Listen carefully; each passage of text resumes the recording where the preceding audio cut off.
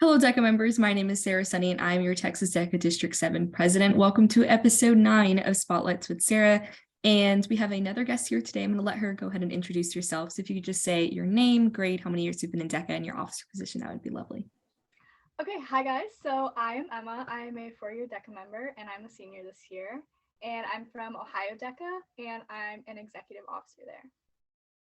Fantastic. So this entire series has always been surrounded around the guest's DECA journey. And I'd love to hear basically how you started and gotten to the point where you are today being an executive officer for Ohio DECA and kind of what that's been like.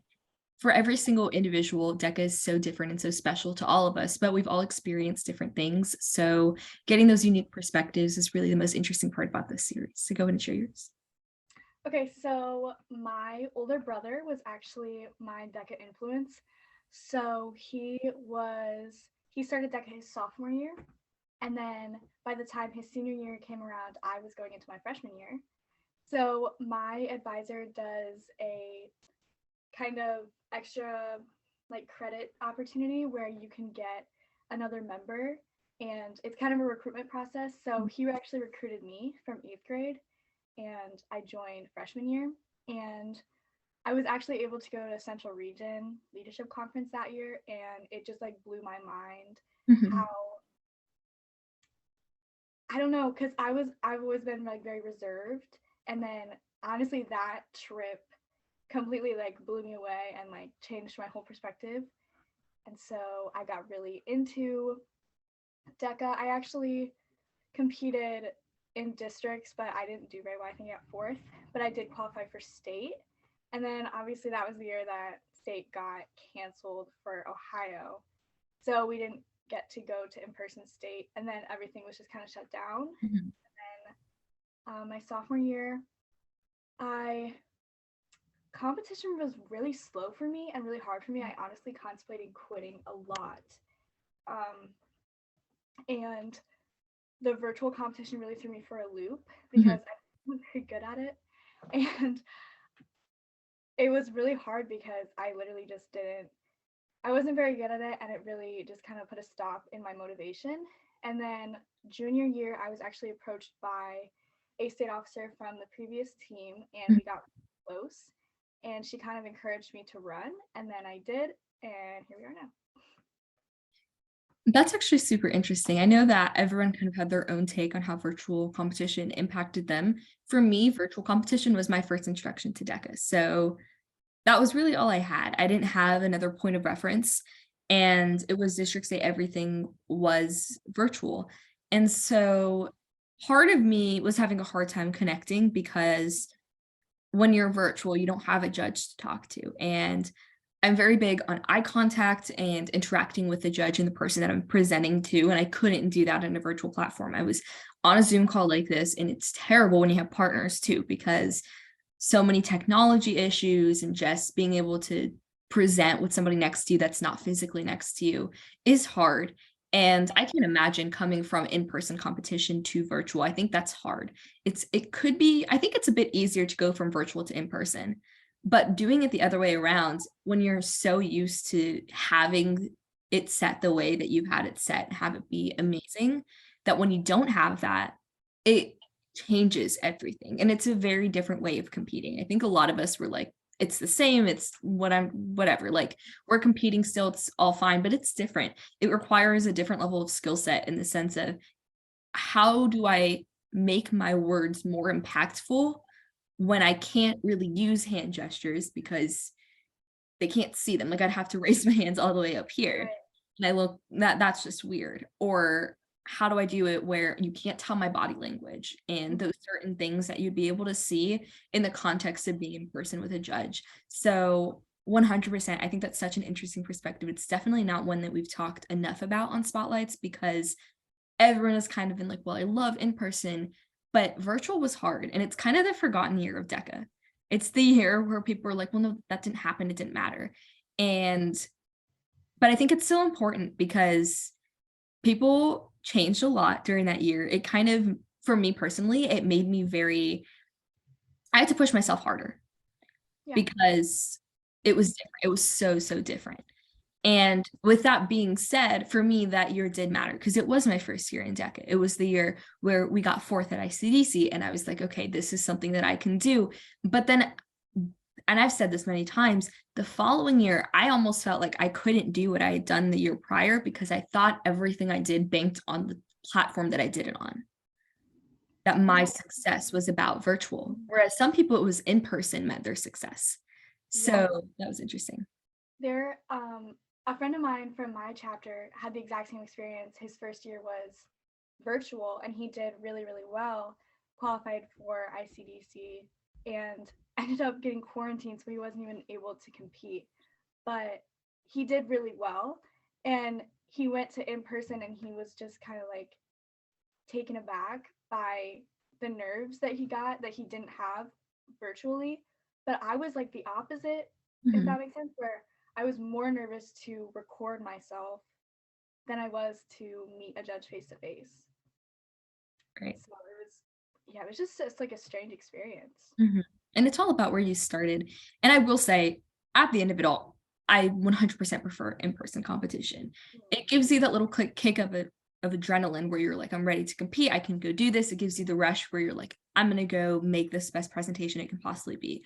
And when you're online, you record upwards of 20 plus times, and because you're perfecting it, you think that there's always going to be something wrong. Whereas in an in-person competition, you can just be like, one and done, whatever happened, happened, let's move on. And it's hard to move on when you have the opportunity and hours upon hours to make it perfect. Yeah, so I'm not sure how other states did it, but our state competition, we had, I think, 30 minutes to record our role play. Mhm.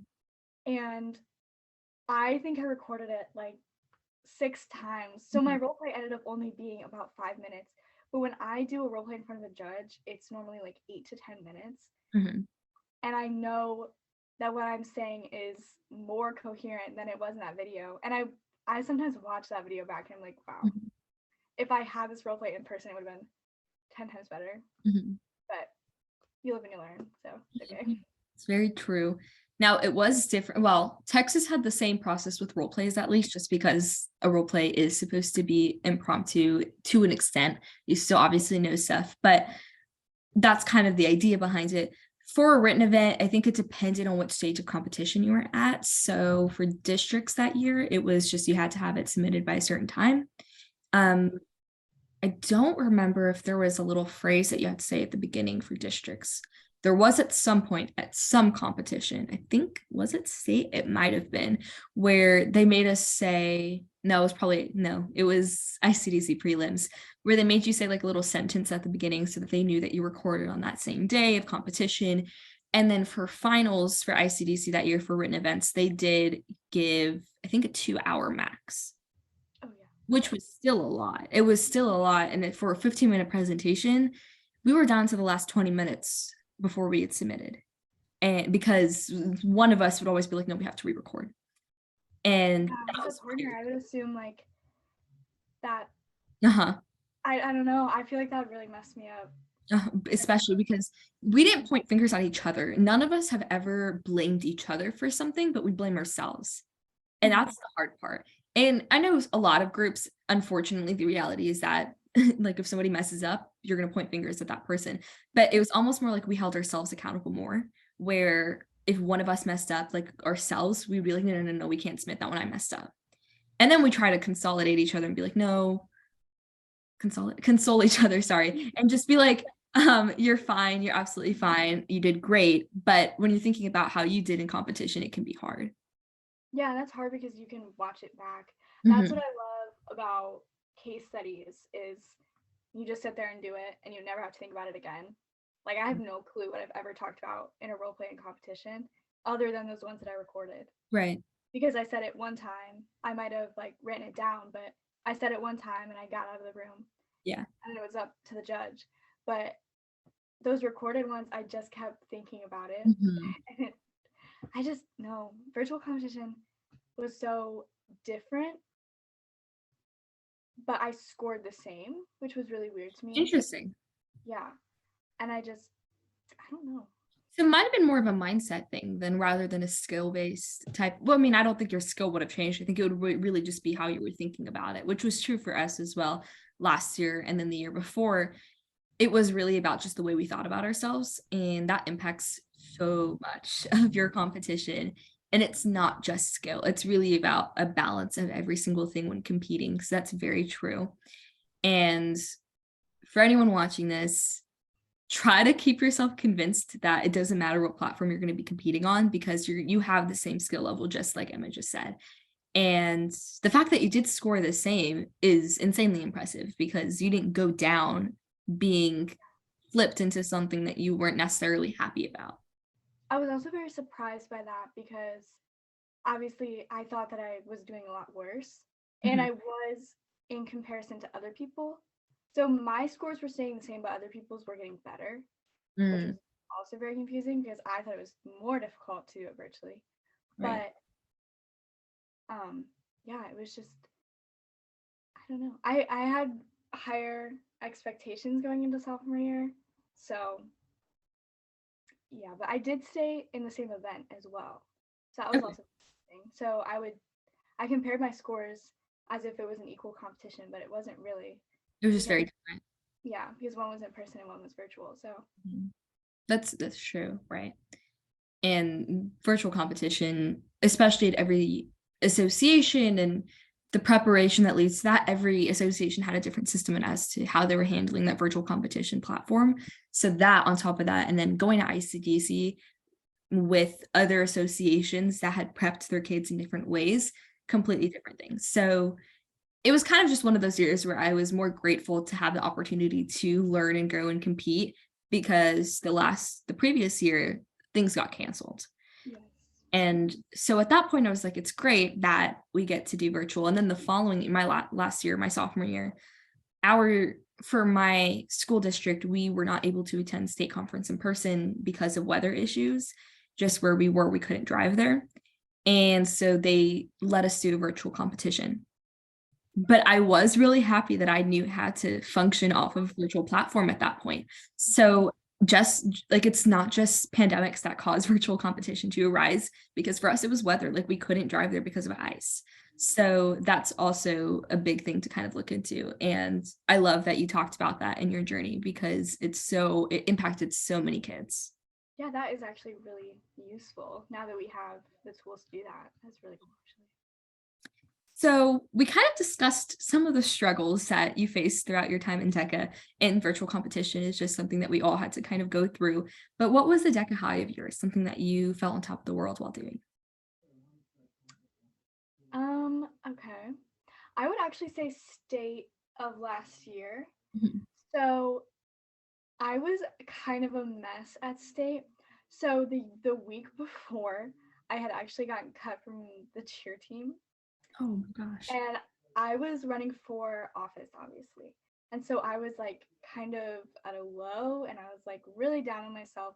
And then I got to Columbus, and I don't know, I just felt so welcome. And Mhm. everyone, I heard someone say, I was walking and I heard someone say "deck or die," and I've been using that. That phrase, yeah. I've been using that since they said it, and I just think it's so funny how an organization can bring people together from so many walks of life. Mhm. I met people that I had known just from the internet or, you know, just different places, districts, whatever. And it just felt, I felt so on top of the world. And then right before I went on stage for my speech, because you have to, Mhm. I'm not sure how everything works for other states, but for elected positions in Ohio, we do speeches, like campaign Mhm. speeches. And so right before I was walking on stage for my speech, I remember walking up and people saying my name, and I honestly just, I recognized some of them and I didn't recognize others, and I Mhm. just felt so like welcome. Mhm. Like O'Brien always says, like it's a DECA family, and it really just did feel so welcoming. And I would definitely say that like my high is just the people, like Right. always. Yeah. And that's probably the best high to have, because it's constant. It doesn't go away. And I said this last time too, it's not a one-time high that you have in DECA. It's something that's consistently there for you, the people. And So yes, in Texas, we do have Mhm. speeches part of district and state officer campaigns. And I don't know how long your guys' speeches are. How long are they? I believe. Oh my goodness. I think it's 4 minutes. We get two in Texas. I could be wrong. Yeah, we have two. Okay. So it's a short, I mean, sometimes there's a lot of candidates, sometimes there aren't, but it in those 2 minutes that you're going up there for on stage, there has to be so many, or 4 minutes for you, there has to be so many thoughts going through your head, and you're inevitably going to be stressed and nervous and all those different things. You're going to be excited to have the opportunity to share your goals with a bunch of people, but just knowing that people that who don't know you at all could still support you and just be like, it doesn't matter, you go do your thing, is amazing. And I don't think I would have ever seen it anywhere but DECA, at least the grand kind of scale of how it is here. Yeah, it's honestly crazy. So we do the speeches and then we do a campaigning period where you can meet everyone that you Mhm. just talked to.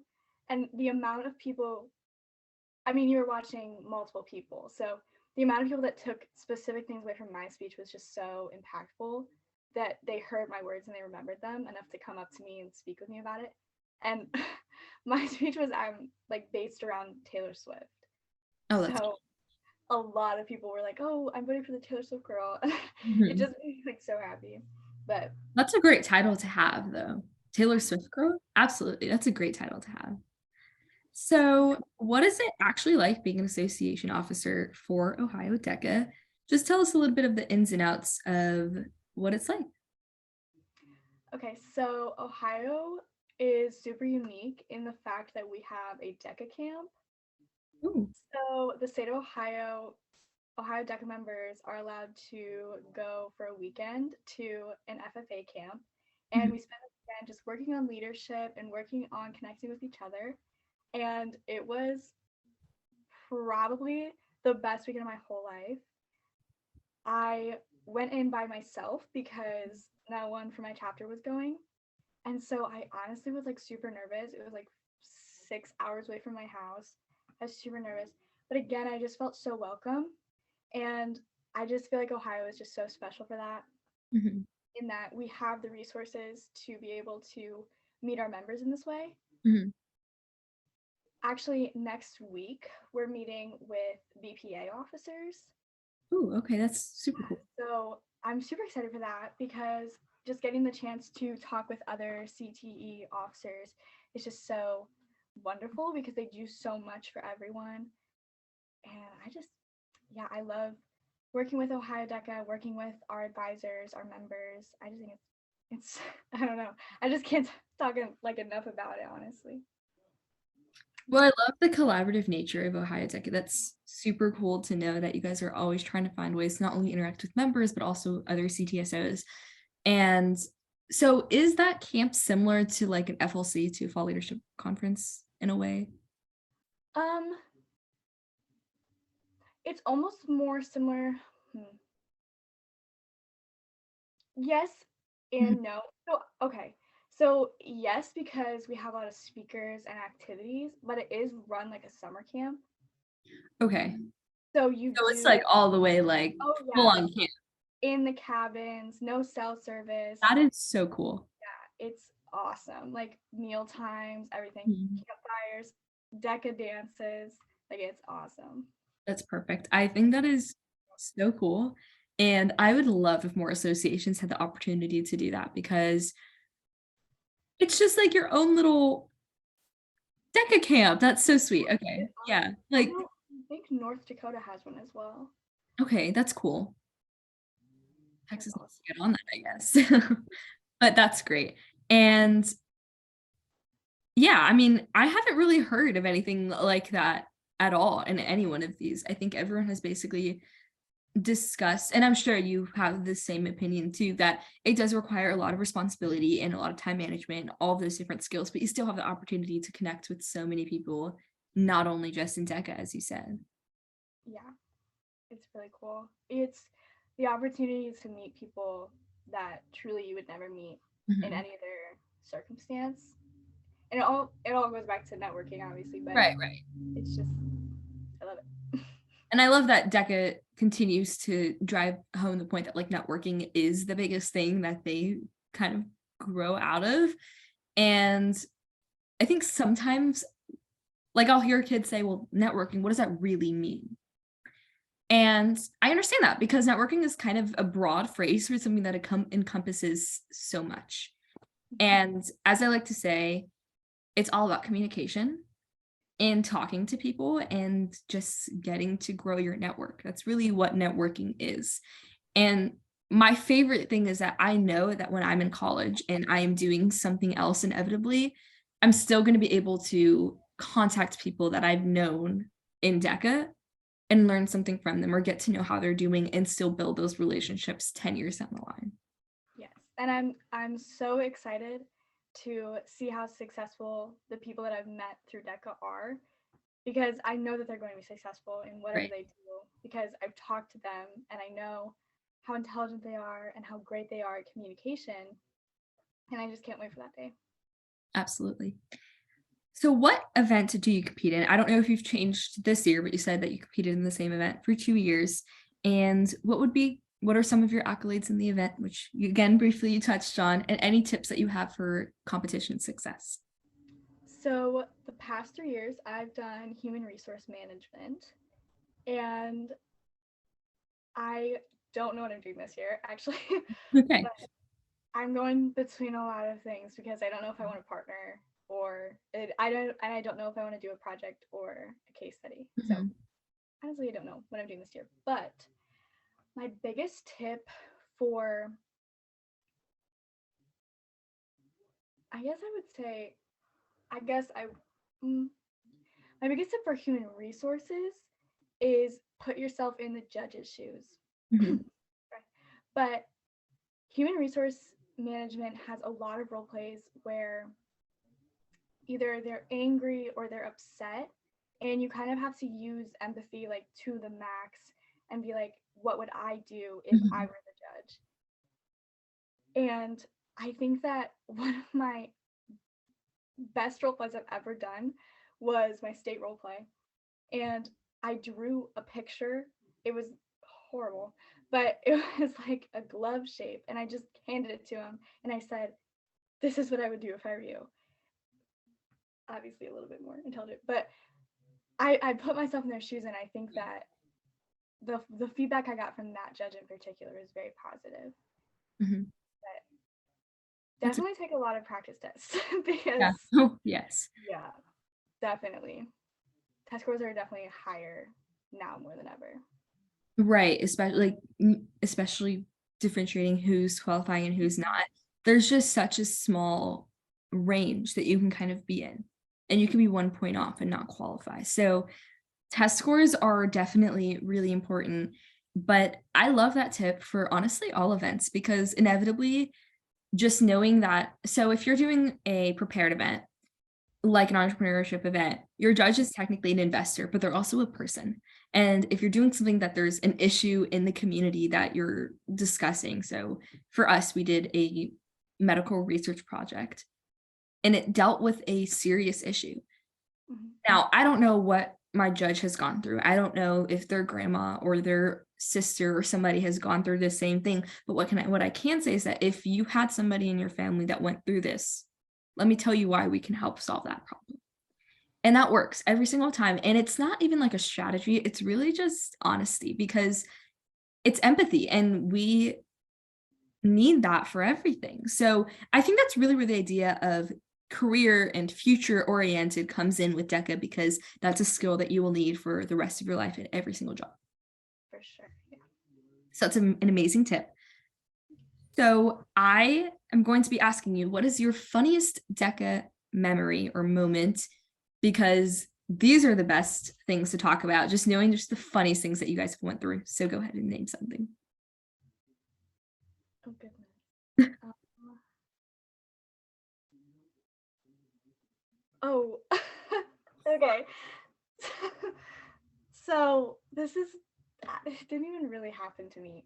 But so Ohio got split into two hotels last year, Mhm. and the chapter that is the closest to us got in the other hotel. So we were in two different hotels, and Mhm. we didn't realize until we got to ICDC. So I don't know if I prefaced this. This was at ICDC last year. So 2 of my friends were meeting us for dinner, and they get in the elevator and go up, and we're like waiting for them to come back down. And then we hear like alarms. Oh, okay. So they're stuck in the elevator. Oh my And so instead of calling us or contacting help, they're just like sitting in the elevator for like 2 hours. And we waited to go get dinner so that, you know, we wouldn't go without them. And they eventually got down, and they got like free meal vouchers and stuff. And it was just funny because if it would have happened at any other time, it would have been horrible. Like if it would have Right. happened when they were going to competition or whatever. Oh my gosh, I can't even imagine that. I know. I was like, okay, don't go in the elevator anymore. But it was like the first night we were there, everyone was stressed, and we needed that kind of like release Yeah. of, oh, that's funny, they got stuck in an elevator. But they made it out safe, but it was very funny. I have to say that's so true. This doesn't really happen in other conferences unless it's something that has to do with competition. But at ICDC, when the stakes are that high and you're like, okay, well, this is the international competition, those funny moments are just so much funnier because everyone's on edge. And we act like we're not. We act like, no, it's fine. We're going to go to Six Flags. It's fine. We're not stressed, but you're definitely stressed. Every part of you is stressed on the day of competition and the day before achievement awards or whatever. And so that's so important to have those lighthearted moments where you can just laugh about it later on and realize that, hey, these are all the funny things that happened. But I have to say, I feel like, I don't know if I'm wrong, but I definitely remember feeling like we were about to be stuck on an elevator in the Texas hotel too. I don't know why, but I feel like there was a moment where the elevator wasn't working and then we were all freaking out. But I think we were in our PJs. You know which hotel you were at? We were at Renaissance, so it was Texas only. But Oh yeah. Okay, yeah. I do remember. I remember. I could, if I went to Atlanta right now, I could probably walk from the hotel we were at to the hotel that the other chapter was at, because we walked it so many times a day. Because I feel like I have a whole idea of how Atlanta works now. did you know that I'm sorry, one of the hotels, the Hunger Games, Yeah, I know. I saw that. I saw that on TikTok. I was like, I was shocked. I was like, crap, we should have gotten that hotel. I was like, no way, I'm in the elevator that they were in. It was crazy. Were you in that hotel? Mm-hmm. That's so cool. It was crazy. Because I saw that picture and I was like, that is insane. Mm-hmm. I was like, okay. They should have told somebody else about that too, because we didn't find out until after. Or unless, did you find out before? One of the kids in my chapter told me, like, okay. as we were leaving. I was like, yeah, like I found out way after, like a month after. And I was just like, well, that was cool. I should have like walked over there anyways. But last thing is, what is your kind of parting words of advice that you would leave for all members in every aspect regarding DECA? I would say definitely make the most of the time that you have left.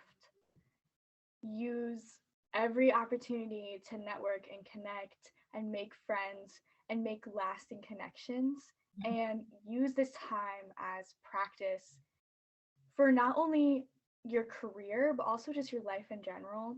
Because when you are kind to people and you do make those connections, they will remember you. Mm-hmm. And some way down the road, you're going to bring up DECA.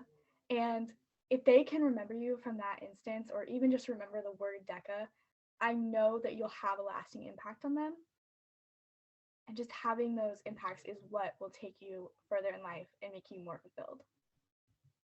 100%. There's nothing else for me to add there. So that is so true. Just really making sure that whether you have 1 year left or 3, or if you're a freshman, make the most out of your time. For sure. That is the end of episode 9 of Spotlights with Sarah. So thank you so much, Emma, for coming on today. It has been an amazing episode. And I hope everyone watching this has a fantastic rest of their day. I'm going to keep Emma on here for just a second here, but I will see all of you guys in the next one.